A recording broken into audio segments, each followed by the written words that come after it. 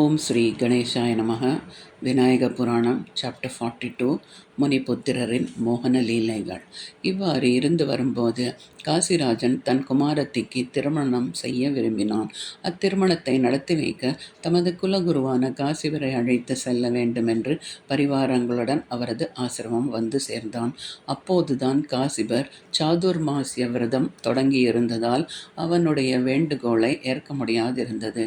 எனினும் அரசனோடு தன் குமாரனான மகோர்கடனை அனுப்புவதாகவும் அவன் சகல சாஸ்திரங்களையும் அறிந்தவன் என்றும் தெரிவித்தார். அரசனும் மகிழ்ச்சியோடு குமாரனை அழைத்து கொண்டு புறப்பட்டார். அவர்கள் செல்லும் மார்க்கத்தில் தூமாட்சன் என்னும் அசுரன் சூரியனை குறித்து தவம் செய்து வந்தான்.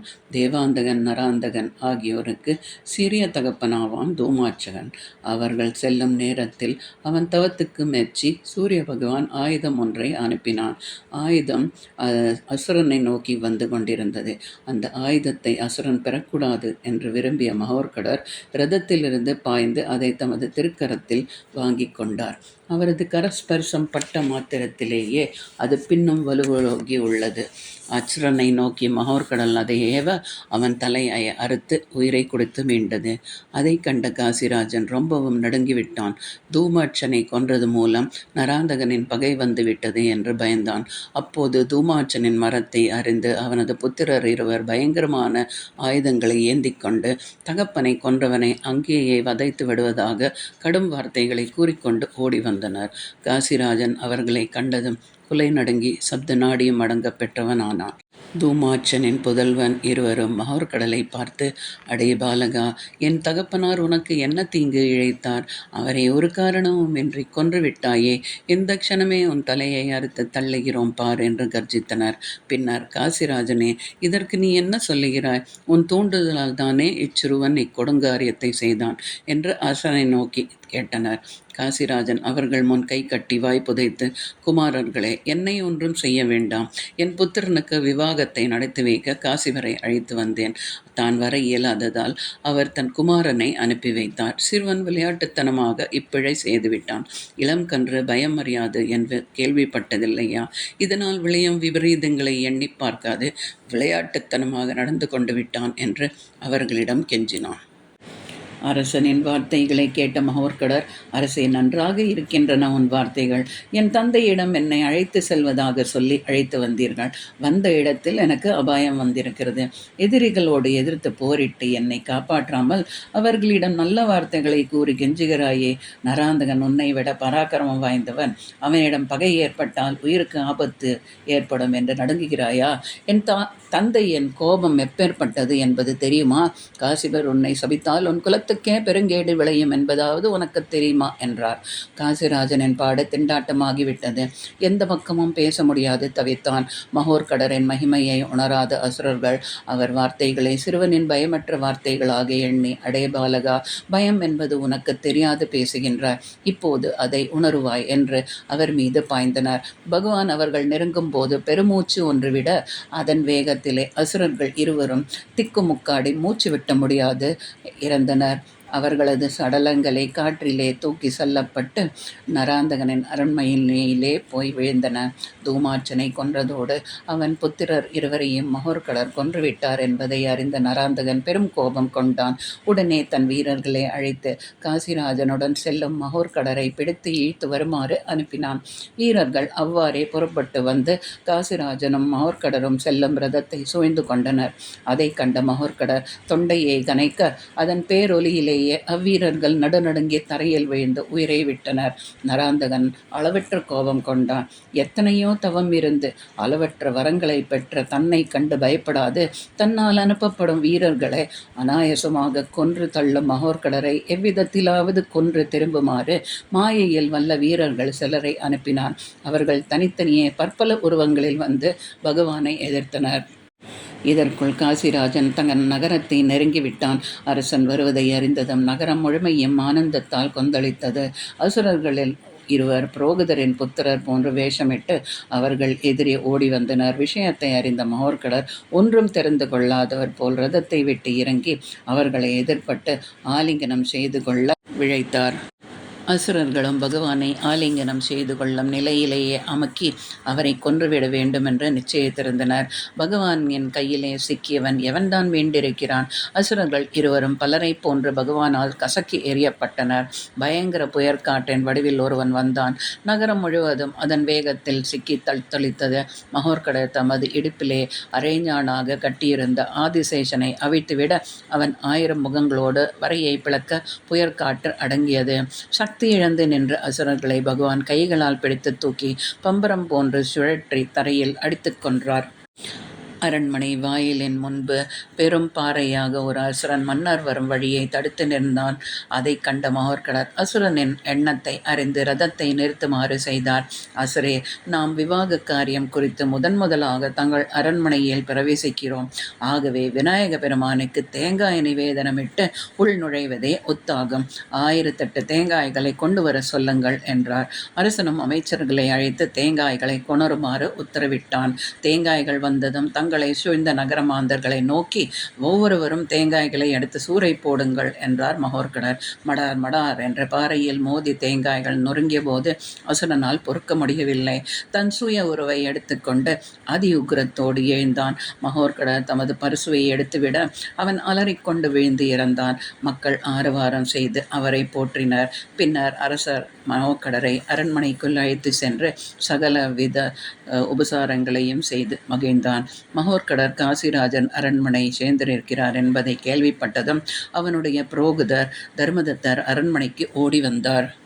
தர்மதத்தர் வேறு யாருமல்ல, பிரம்மதேவனே எம்பெருமானின் திருவவதாரத்தை உத்தேசித்து முன்னர் போல தம்முடைய புத்திரிகளான சித்தி புத்தியரை அவருக்கு மனம் செய்து கொடுக்க வேண்டுமென்று தர்மதத்தராக அவதரித்திருக்கிறார். அவ்வாறே சித்தி புத்தியரும் அவருக்கு புத்திரிகளாக வந்து அவதரித்தனர்.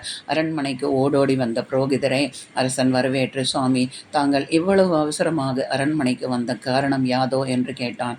அரசே, காசிவரின் திருக்குமாரர் மகோர்கடர் தங்கள் அரண்மனைக்கு இருப்பதாக கேள்விப்பட்டேன். முனிஸ்ரேஷ்டரின் திருக்குமாரருக்கு என் புத்திரிகள் இருவரையும் மனம் செய்து கொடுக்க விருப்பம் என்றார் தர்மதத்தர். ரொம்ப உசிதமான வார்த்தைகளை கூறினீர்கள். எனது ஆசாரியரின் குமாரனுக்கு திருமணம் செய்து வைப்பது ரொம்பவும் விசேஷமானது என்றார் காசிராஜன். தர்மதத்தர் மகோர்கரிடம் சென்ற, குமாரா, உன் தந்தையாரான காசிவரன் நானும் நெருங்கிய நண்பர்கள். அவரது தவத்தின் காரணமாக தோன்றிய நீ எனது கிரகத்துக்கு வந்திருந்து எங்களை கிருதார்த்தர்களாக்கி என் புத்திரிகள் இருவரையும் ஏற்று எங்களை கௌரவிக்க வேண்டும் என்று வேண்டினார். தமக்காக தர்மதத்தன் வீட்டில் காத்து நிற்கும் சித்தி புத்தியரை ஏற்றுக்கொள்ள மனம் விரும்பியவராய் அரசனிடம் விடை பெற்று அவரது இருப்பிடத்திற்கு புறப்பட்டார் மகோர்கடர். அவர்கள் புறப்பட்டு செல்லும் போது மறுபடியும் அசுரர்கள் பகவானை அழிக்கும் பொருட்டு வந்து தடுத்தனர். காமன், குரோதன் என்ற 2 அசுரர்கள் கழுதையாக வந்து ஒருவரோடு ஒருவர் சண்டையிட்டு எங்கும் முறை புழுதியை உண்டாக்கி அதனால் மகோர்கடரை மூட செய்தனர். பகவானும் ஒரு புல்லை எடுத்து 2ஆக கிள்ளி அவர்கள் மீது ஏவ அவர்கள் இருவரும் அழிந்தனர். மதங்கொண்ட யானையாக குண்டன் என்னும் அரசரன் வந்து தன் துதிக்கையால் அவரை தூக்கி எடுக்க முயன்றான். அருகிலிருந்த தர்மதத்தர் அவனை கண்டு பயந்து நடுங்கினார். பகவான் யானையின் வாலை பிடித்து ஆகாயத்தில் தூக்கி சுழற்றி அதன் அட்டகாசத்தை அடக்கி அதன் மீது ஏறி ஆரோகணித்தார். பின்னர் அதை ஓட விரட்டி களைத்து போகும்படி செய்து வாயால் நுரை கக்கி உயிரிழக்கும்படி செய்தார். பின்னர் தூமாட்சனுடைய மனைவியான சிரம்பை என்பவள் தன் கணவனை அழித்த நரனை எவ்விதத்திலும் கொன்றுவிடுவதாக சூளுரைத்து அழகிய அந்தன பெண்ணை போன்று வடிவமெடுத்து தர்மதத்தரின் ஆசிரமத்துக்கு வந்து சேர்ந்தாள். மிகவும் கொடிய விஷங்களை எண்ணெயிலே கலந்து எடுத்து வந்திருந்தாள். அவள் தர்மதத்தரிடம் வந்து, சுவாமி, தங்கள் கிரகத்துக்கு காசிவரின் புத்திரன் வந்திருப்பதாக அறிந்து வந்தேன். எங்கள் ஆசாரியரின் புத்திரனை தரிசித்தால் அவரையே பார்ப்பதற்கு ஒப்பாகாதா? பாலனுக்கு என் கையால் தைல ஸ்நானம் செய்விக்கலாம் என்று பரிமளம் வீசும் வாசன திரவியங்களை எல்லாம் பொடி செய்து எண்ணெய் தயாரித்து வந்துள்ளேன் என்றாள். வந்திருப்பவள் அசுர பெண் என்பதை அறியாத தர்மதத்தர் மகோர்கடரை அழைத்தார். பகவான் சர்வவியாபியாயிற்றே. அவர் உள்ளூர மகிழ்ந்தவாறே சாணத்துக்காக வந்த மனையில் அமர்ந்தார். மகோர்கடர் ஒழிந்தான் என்று சந்தோஷித்தபடி விஷம் கலந்த தைலத்தை குமாரனின் தலையில் வாரி வைத்து தேய்த்தாள். சிரம்பை பகவானின் திருவிளையாடலால் எண்ணெயில் வீர்ந்த விஷம் பூராவும் அவள் கைவிரல்கள் வழியாக அவள் தலைக்கு ஏற அங்கேயே ரத்தம் கக்கி கீழே விழுந்து இறந்தாள் அரக்கி. தர்மதத்தரின் ஆசிரமத்திலேயே திருமணத்துக்கான ஏற்பாடுகள் நடந்தேறின. அழகிய பந்தலில் ஹோமம் வளர்த்து அக்னி சாட்சியாக 10 மித்திரர்கள் கூட இருந்து ஆசிர்வாதிக்க மகோர்கடர் சித்தி புத்தி இருவரையும் கைப்பிடித்தார். காசிராஜன் தன் பரிவாரங்களுடன் 2 நாள் முன்னதாகவே வந்திருந்து கல்யாண வைபவத்தில் கலந்து கொண்டான். திருமணம் முடிந்ததும் காசிராஜன் மகோர்கடரை இரு மனைவியருடன் தன் அரண்மனைக்கு அழைத்து வந்தான். காசிராஜன் அரண்மனையில் கோலாகலமாக எழுந்தருளிய தம்மை அண்டிய பக்தர்களுக்கு அருட்பிரசாதங்களை வாரி வழங்கி வந்தார் மகோர்கடர். காசிராஜன் தனது புத்திரனின் விவாகத்துக்கான ஏற்பாடுகளை தொடங்குமாறு அமைச்சர்களுக்கு தெரிவித்தான். அதை கேட்டு அமைச்சர்கள், அரசே, ஒரு விண்ணப்பம். தங்கள் குமாரனின் திருமண வைபத்தை காண நாங்கள் ஆவலுள்ளவர்களாக இருக்கின்றோம். எனினும் எதிர்பாராது நடந்துவிட்ட சில நிகழ்ச்சிகளால் நாம் இப்போது நராந்தனுக்கு பரம வைரியாக மாறியுள்ளோம். நம்மீது கோபம் கொண்டு நம்மை தண்டிக்க அவன் எடுத்த முயற்சிகள் பகவான் கடாட்சத்தால் அனைத்தும் தோல்வியிலேயே முடிந்தன. ஆகவே அவன் பேசாதிருக்க மாட்டான். முன்னிலும் அதிக பிரயாசை கொண்டு நம்மை அழிக்க பல அசுரர்களை அவன் ஏவக்கூடும். ஆகவே திருமண வைபவத்தின் நடுவே இடையூறுகள் நேருவதை நாம் விரும்பவில்லை. அப்புறம் தங்கள் விருப்பம் என்றனர். அவர்கள் பேச்சும் அரசனுக்கு ஓரளவு உண்மையாகவே பட்டது. மகோர்கடரை பார்த்தான்.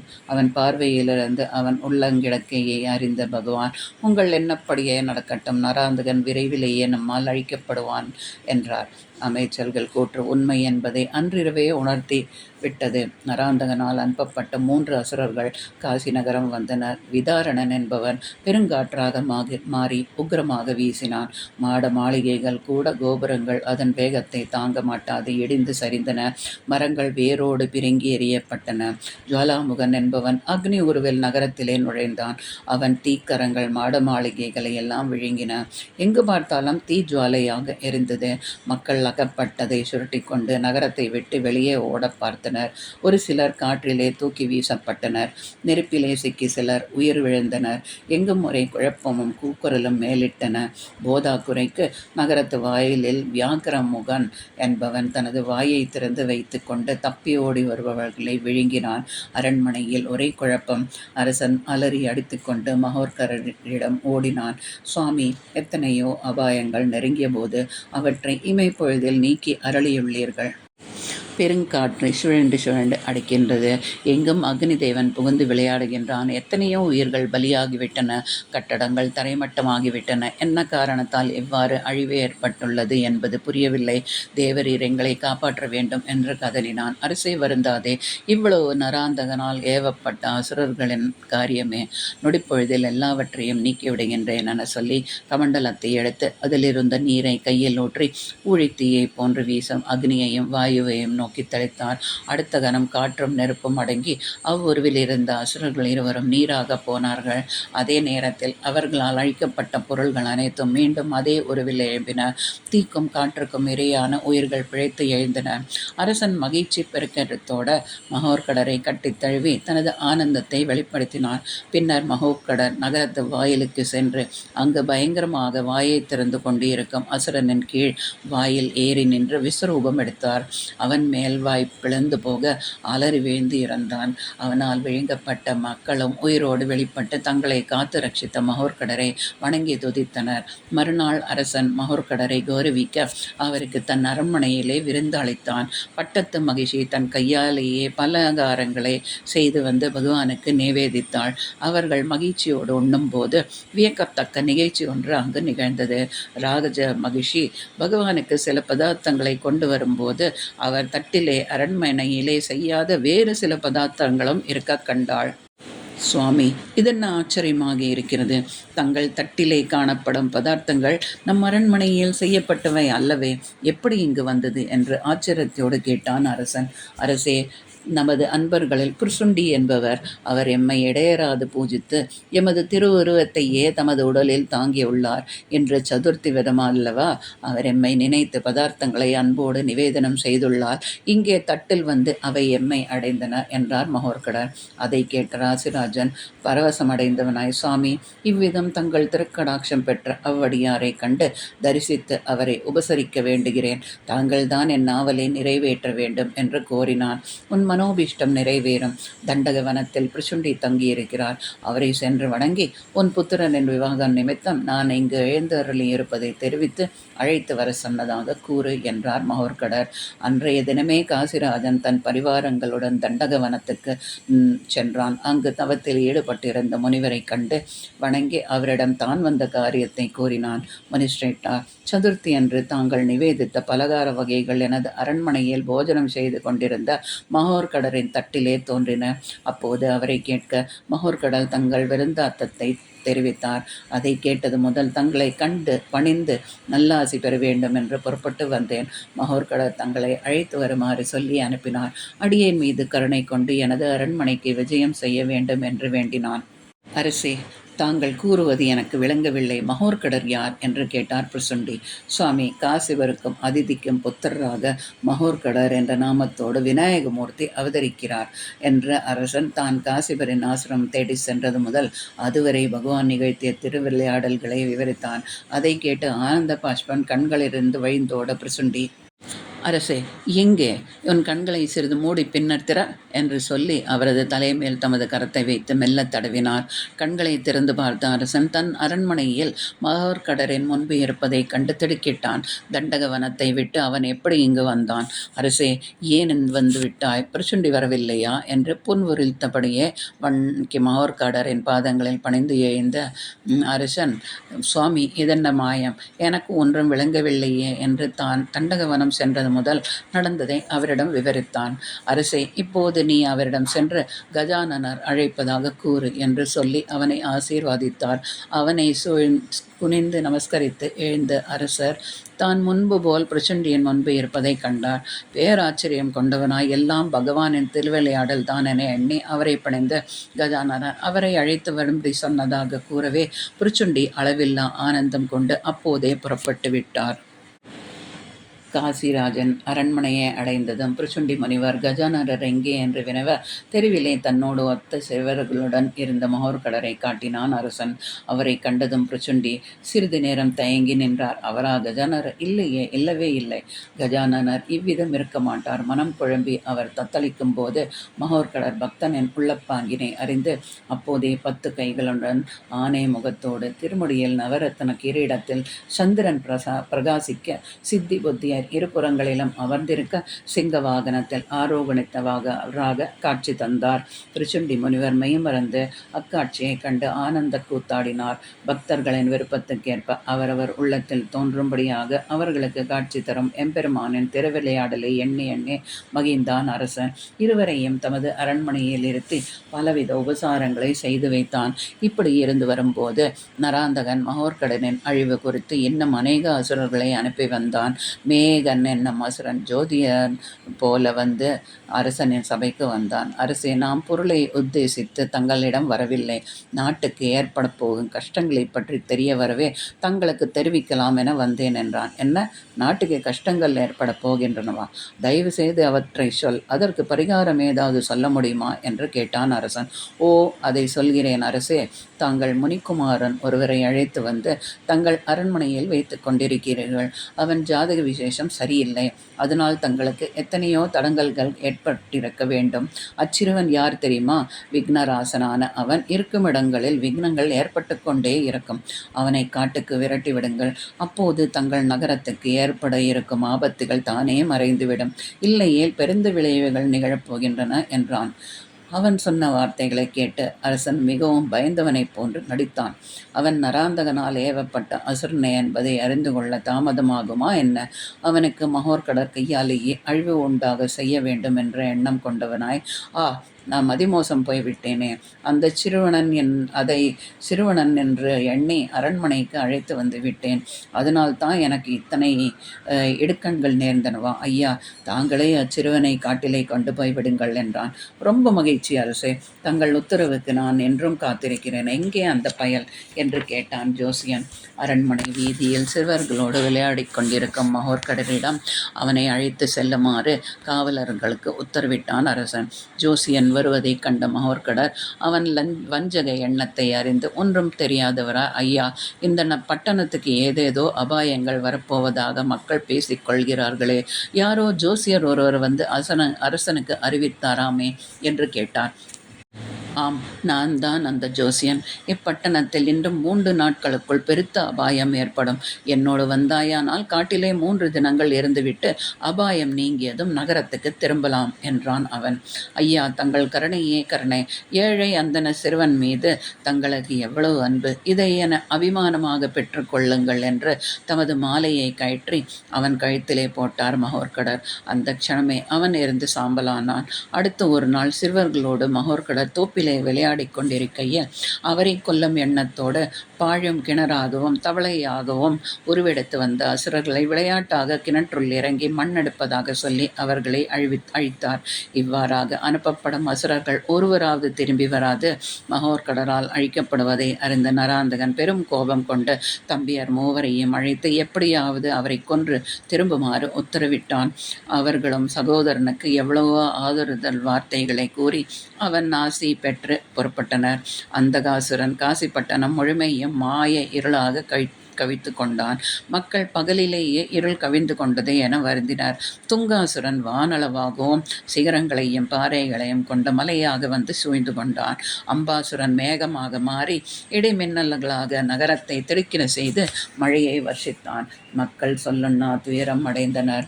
மக்களுக்கு ஏற்பட்ட துன்பத்தை கண்ட மகோர்கடர் வானளவாகவும் ஆலமரத்தை தோற்றுவித்து அதன் உச்சியிலே ஒரு சிறு பறவையாக சென்று அமர்ந்தார். பின்னர் தன் சிறகுகளை படபடவென்று அடித்து கொண்டார். அந்த வேகத்தில் உண்டான பெருங்காற்று மேகங்களை ஒன்று சேர்ந்து அந்த மலையின் மீதே மோதிக்கொண்டு போய் மோதச் செய்தது. அந்த அளவிலேயே அம்பாசுரனும் துங்காசுரனும் தங்கள் சக்தி ஒடுங்கியவர்களாயினர். மகோர்கடர் தமது நெற்றிக்கண்ணை திறக்கவே அதனின்று வீசிய ஜுவாலையில் அந்தகாசுரன் தன் மாயையை விட்டு ஓடி ஒளிந்தான். பட்டணத்துக்கு ஏற்பட்ட அபாயம் நீங்கியது கண்டு மக்கள் ஆனந்த கூத்தாடினர். பின்னர் அசுரன் மூவருள் இருவர் ஆலமரமாகவும் அதில் ஒரு கன்னியமாகவும் மாறி நிற்க, அந்த கன்னியிலே சிறிய பறவையாக இருக்கும் மகோர்கடரை சிக்க வைக்க 3ஆம் அவன் தேடனாக வந்து விரட்டினான். பகவான் உடனே அவன் மீது பாய்ந்து அவனை கொத்தி தூக்கி சென்று அந்த ஆலமரத்தையே பொடிப்பொடியாக்கும்படி அதன் மீது அவனை மோதினான். அசுரர்கள் மூவரும் அந்த கணமே பிணமாக அவர்கள் சடலங்கள் அவர்கள் தாயாகிய பிரமதை முன்று சென்று விழுந்தன.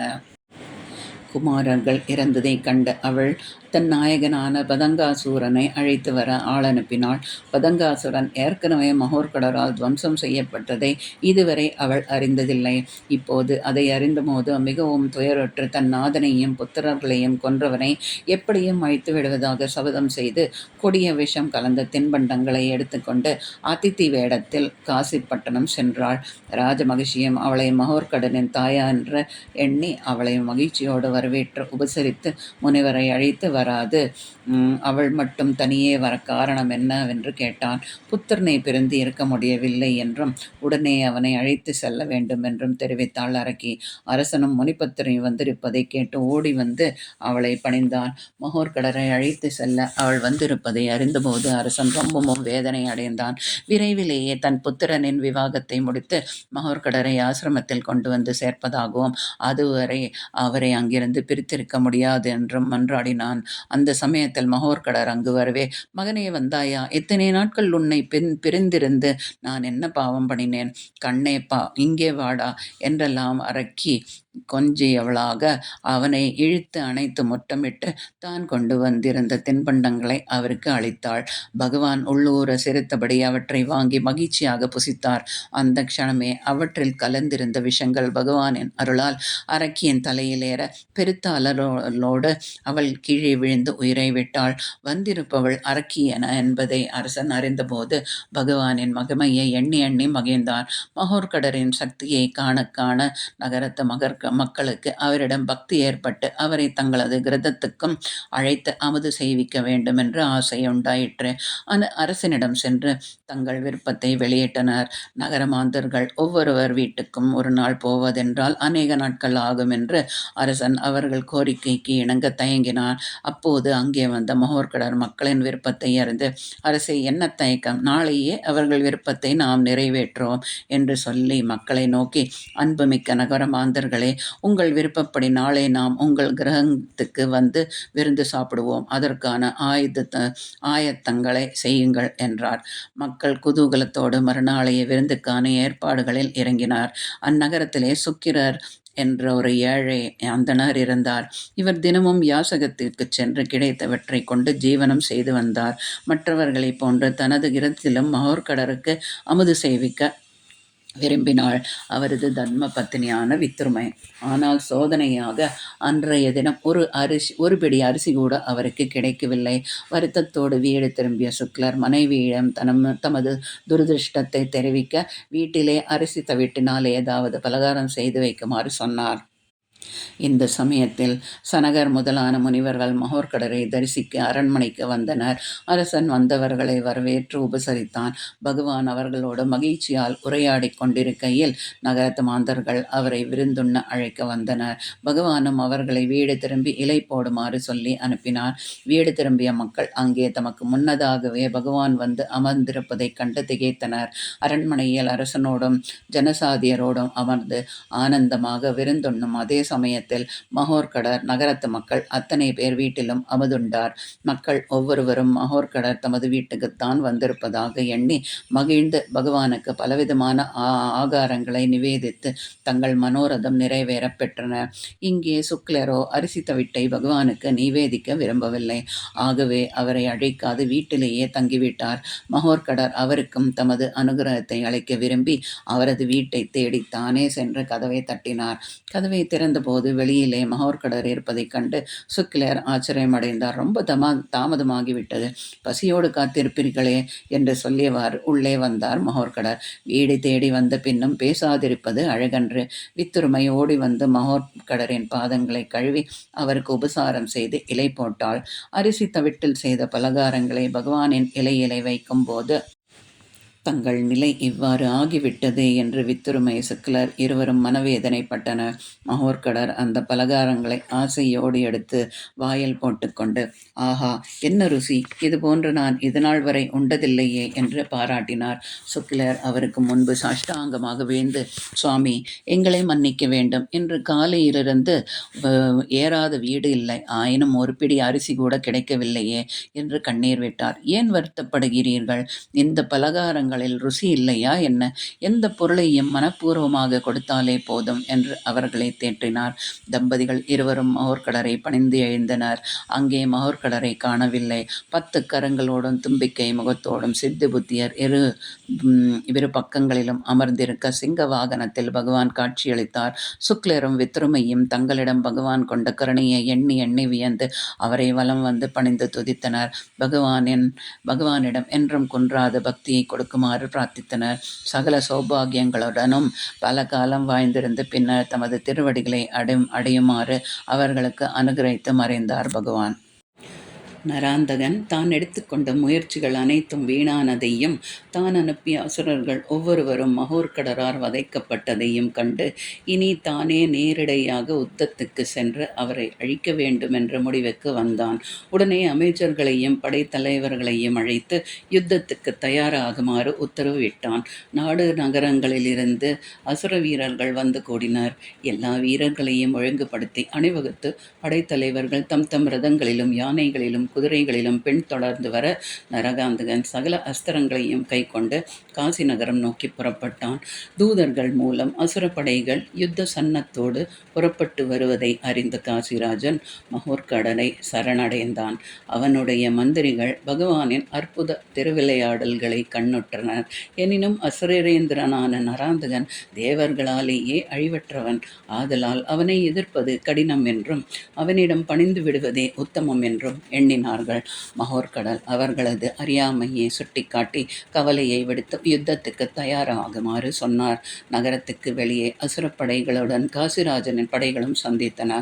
மிகவும் உக்கிரமான யுத்தம் தொடங்கியது. மகோர்கடரின் மகிமைகளை நேரில் கண்டிருந்த காசிராஜன் வெட்டு நிச்சயம் என்பதை திடமாக கொண்டு யுத்த களத்திலே படை வீரர்களுடன் புகுந்து வலம் இடம் மாறி மாறி அசுர வீரர்களை மாய்த்தான். அவன் வீரர்களால் தனது படை அழிந்து வருவதைக் கண்டு பயங்கரமாக சீறி பாய்ந்து முன் அணிக்கு வந்தான் நராந்தகன். காசிராஜனும் தனது தேரை அவன் முன் செலுத்துமாறு செய்து அளவற்ற பானங்களை வர்ஷித்தான். மாயையில் வல்லவனான நராந்தகன் தனது வலிமையினால் சராமாரியாக விடப்படும் அரசனுடைய பானங்களை அனாயசமாக விலக்கி அஸ்திரங்களினால் அரசனை சூழ செய்து நிராயுத பாணியாக்கினான். அசுர வீரர்கள் காசிராஜனையும் அவன் அமைச்சர்களையும் கைது செய்து நராந்தகன் முன் கொண்டு வந்து நிறுத்தினர். அரண்மனையில் அந்த புறத்திலே இருந்த பட்டத்து மகிழ்ச்சி தம் கணவர் கைதாகிவிட்ட விவரத்தை தூதுவர் மூலம் அறிந்து தலைவிரி கோலமாக மகோர்கரிடம் ஓடினார். சுவாமி, தாங்கள் மீது உள்ள முழு நம்பிக்கை காரணமாகத்தானே எண்ணாத அரக்கர்களுடன் யுத்தத்துக்கு சென்றார்.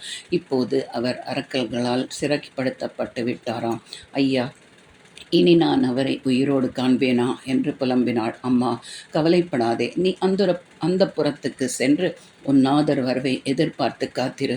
இன்னும் சிறிது காலத்துக்கெல்லாம் வெற்றி முழக்கத்தோடு அவன் திரும்பி வருவான் என்று அவளை தேற்றி அனுப்பினார் மகோர்கடர். பின்னர் அவர் முகத்திலிருந்து கணக்கான வீரர்கள் பற்பல ஆயுதங்களை ஏந்தியவாறு தோன்றினர். அவர்களுள் சிறந்தவனான குரூரன் என்பவனை அழைத்து, இப்போதே நீ வீரர்களுடன் சென்று யுத்தத்திலே நராந்தகனை தோற்கச் செய்து காசிராஜனையும் அவனை சேர்ந்தவர்களையும் சிறை மீட்டு அழைத்து வா என்றார். பகவானை பணிந்து ஆசி பெற்று புறப்பட்ட குரூரன் தன் படைகளுடன் யுத்தக்களம் சென்று நராந்தகனை எதிர்த்தான். பூத கணங்களுடன் யுத்தத்துக்கு வந்த குரூரனை நராந்தகன் நாற்புறமும் சுற்றி சுற்றி வந்து பானங்களால் அடித்தான். பகவானால் தோற்றுவிக்கப்பட்ட குரூரனை அந்த பானங்களால் ஒன்றும் செய்ய முடியவில்லை. அதன் மீது நராந்தகன் கோபம் கொண்டு அஸ்திரங்களை பிரயோகித்தான். சீறி பாய்ந்து வரும் அஸ்திரங்கள் குரூரனை நெருங்கிய மாத்திரத்திலேயே தன் உக்ரம் ஒடுங்கி பயபக்தியோடு அருகில் வர அவற்றை குரூரன் அனாசியமாக விழுங்கினான். கடைசியாக நராந்தகன் பாசுபாஸ்திரத்தை விடுக்க குரூரன் அதற்குள்ளாக பகவானை தியானித்து அஸ்திரம் ஒன்றை விடுத்தான். அந்த அஸ்திரம் நராந்தகனை ரதத்தோடு அலாக்காக தூக்கி வானிலே வீசியது. வானிலெறியப்பட்ட அசுரன் வெகு தூரம் சென்று பின்னர் தரையில் வந்து வீழ்ந்தான். அந்த வேகத்திலே அவன் அதல பாதாளம் வரை அழிந்தும்படியாகிவிட்டது. இதற்குள் குரூரன் காசிராஜனையும் அவன் அமைச்சரையும் சிறையிலிருந்து விடுத்து மகோர்கடரிடம் அழைத்து கொண்டு வந்தான். கீழே விழுந்த அதிர்ச்சியால் ஏற்பட்ட மயக்கம் நீங்க பெற்றதும் நராந்தகன் ஆக்ரோஷமாக கிளம்பி வந்தான். கரிய மேகங்களாக உருவெடுத்து யுத்த களத்திலே சண்ட மாருதம் வீச செய்து பிரளய காலம் வெள்ளம் போன்று மழையை பெய்வித்தான். அரண்மனையில் இருந்த மகோர்கடர் நராந்தகன் யுத்த களத்துக்கு வந்துவிட்டதை அறிந்து அவனை தாமே சம்மரிக்கும் எண்ணத்துடன் புறப்பட்டார். வில்லை நானேற்றி விரலால் சுண்டினார். 8 திசைகளிலும் சென்று அச்சப்தம் எதிரொலித்தது. அசுரரின் மாய உருவம் தானே மறைந்தது. நராந்தகன் மீண்டும் அக்னி உருவம் எடுத்து பிரபஞ்சத்தை எல்லாம் அழிக்கத் தொடங்கினான். பகவான் தமது சக்தியால் அதையும் அடக்கினார். அசுரன் எண்ணற்ற வீரர்களையும் தோற்றுவித்து ஒவ்வொருவரையும் தக்கதொரு உருவம் எடுக்க செய்து போரிட அனுப்பினான். யுத்த களத்தில் பெருங்குழப்பம். ஒரு பக்கம் வெள்ளம் பொங்கி வந்தது, இன்னொரு பக்கம் தீநாக்குகள் அகப்பற்றவற்றை பஸ்மீரம் சேர்ந்தது. மரங்களை வேரோடு பிடுங்கி ஏறிய காற்று வீசியது. மழை பொழிந்தது. திடுதிடுப்பென்று ரதங்கள் ஆகாயத்தில் கிளம்பின. மலை சிகரங்கள் புரண்டு சரிந்தன. இப்படியாக நராந்தகன் மாயையின் உதவியால் பல பல ஆபத்துகளை ஒருங்கே உண்டாகும்படி செய்தான். தேவகணங்கள் நாற்புலமும் கலைக்கப்பட்டு களைத்து போயின. நராந்தகனும் பல வகையான உருவங்களில் மகோர்கடருடன் போரிட்டான். பகவான் அவை அனைத்தையும் விளையாட்டாகவே ஏற்றுக்கொண்டார். அசுரரின் மாயைக்கு ஏற்ப தாமும் பல பல உருவங்களை எடுத்து அவனோடு போரிட்டார். அசுரரின் ரதத்தை பொடிப்பொடியாக்கும்படி செய்து அவன் 2 கைகளையும் பாணத்தால் அறுத்தார். ஆனால் கொஞ்ச நேரத்துக்கெல்லாம் அவன் கைகள் தானாகவே முளைத்தன. முன்னிலும் பன்மடங்கு வேகத்தோடு அவன் யுத்தம் செய்தான். பகவானும் அவன் ஆற்றலை வெளிப்படுத்த எண்ணியவராய் அவனிடம் வெகு நேரம் போரிட்டார்.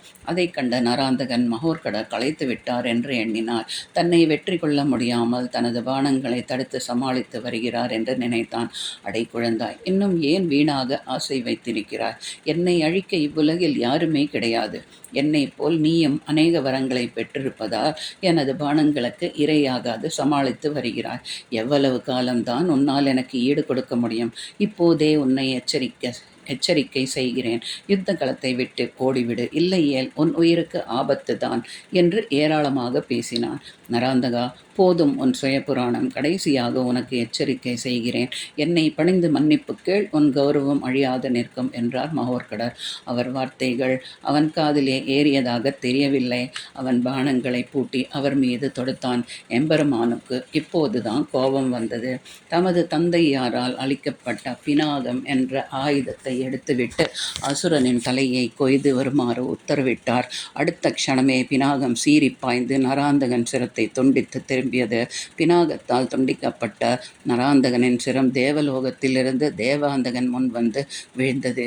தேவர்கள் பூமாரி செய்து தங்கள் மகிழ்ச்சியை காட்டினர். முனிவர்கள் வேத கோஷங்களால் மகோர்கடரை துதித்தனர். தேவர்களின் ஆரவாரம் அடங்கும் முன்பே துண்டிக்கப்பட்ட நராந்தகனின் தலை முளைத்தது. மகோர்கடர் மீண்டும் அவன் தலையை அறுத்து அவன் அரண்மனையில் விழுமாறு எறிந்தார். மீண்டும் அவன் தலை முளைத்தது. இவ்வாறு மாறி மாறி அவன் தலையை அறுத்து பல லோகங்களிலும் விழுமாறு செய்தார். தேவர்கள் அது கண்டு பயந்தனர். அழிவே இல்லாதவனாகத் தோன்றும் அவனோடு நடக்கும் யுத்தம் எப்போதுதான் முடியும் என்று நடுங்கினர். பகவான் அவன் நிமித்த அந்திம காலம் தீர்மானித்து அவர் முன்பு விஸ்வரூபம் எடுத்து நின்றார். அதை பார்த்த நராந்தகன் அசந்து விட்டான். இப்படி ஒரு மாயா ஜாலத்துடன் இருக்கும் அவரை மாயத்தால் எதிர்க்க வேண்டும் என்று அவனும் அவரை போன்ற பிரம்மாண்ட உருவம் எடுத்து அவர் முன்பு அட்டகாசம் செய்து நின்றான். மகோர்கடர் தமது கால்கட்டை விரலால் அவன் மார்பை கீறி அவன் ஆவியை போக்கினார். அசுரன் அழிந்ததை குறிக்க வெற்றி சங்கம் எண் திசைகளிலும் ஒலித்தது.